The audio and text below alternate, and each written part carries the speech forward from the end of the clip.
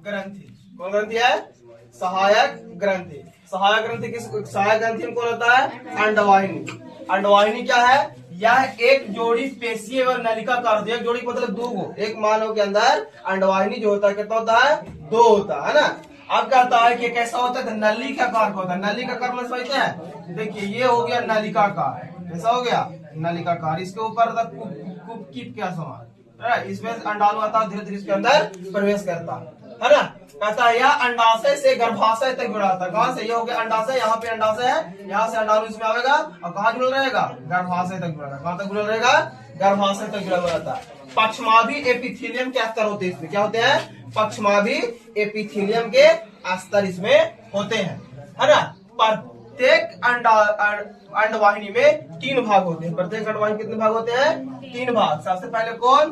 Keeper, दूसरा भाग कौन? तुम्बिका, और तीसरा कौन? संकीर्ण भाग। यही जो संकीर्ण भाग है वो कहाँ जुड़ा रहता है? गर्भाशय में जुड़ा हुआ रहता है। ठीक है। इसके बाद कौन आ गया? गर्भाशय। बाकी गर्भाशय के अंदर। ठीक है। तो अंडवाहिनी आप लोग देखिए, अंडवाहिनी क्या होता है? अंडवाहिनी सिर्फ एक प्रकार का पाइप है, एक नली है जो अंडाणु को गर्भाशय तक ले जाने का कार्य करता है। इसका 3 भाग होता है। कौन कौन? कीपक, तुम्बिका और संकीर्ण भाग, है ना। अब आ जाइए गर्भाशय। गर्भाशय क्या? क्योंकि यहाँ से जुड़ा हुआ कहाँ तक? गर्भाशय तक। तो गर्भाशय देखते हैं तो कहता है कि मादा में केवल एक गर्भाशय पाया जाता है। एक महिला में सिर्फ एक गर्भाशय पाया जाता है। ये सारी चीजें अगर महिला के अंदर रहेगा तभी वो बच्चे को उत्पत्ति कर सकती है। मान लिया किसी का गर्भाशय है और अंडाशय ही नहीं है, अंडाशय भी है गर्भाशय भी है लेकिन अंडवाहिनी नहीं है, तो बच्चा पैदा होगा? नहीं होगा। ठीक है। तो कहता है मादा में केवल एक गर्भाशय पाया जाता है जिसे बच्चेदानी कहते हैं। उसको क्या कहते हैं? बच्चेदानी कहते हैं।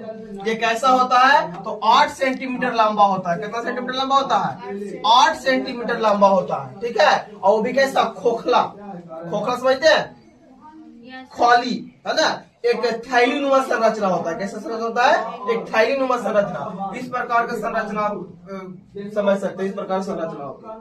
ठीक है। एक थैली नुमा संरचना होती है। इसी के अंदर ये इसको कह सकते हैं आप लोग क्या? गर्भाशय का। इसी के अंदर क्या रहेगा? शिशु रहेगा, बच्चा रहेगा। ठीक है। कहता है कि इसको जो है 8 सेंटीमीटर लंबा खोखली पेशी होती है। इसमें रक्त की प्रचुर मात्रा पूर्ति होती है। इसी में रक्त की प्रचुर मात्रा पूरी होती है। देखिए यार, कोई महिला का जब उसको बच्चा होने वाला रहेगा तो उसका शरीर जो है धीरे धीरे पीला होने लगता है। क्यों होने लगता है पीला? पीला होने के कारण शरीर फूलने लगता है। क्यों होने लगता है? उसके शरीर में जो खून है वो ज्यादातर बच्चे के शरीर में जा रहा है, बच्चे के पोषण में चला जा रहा है।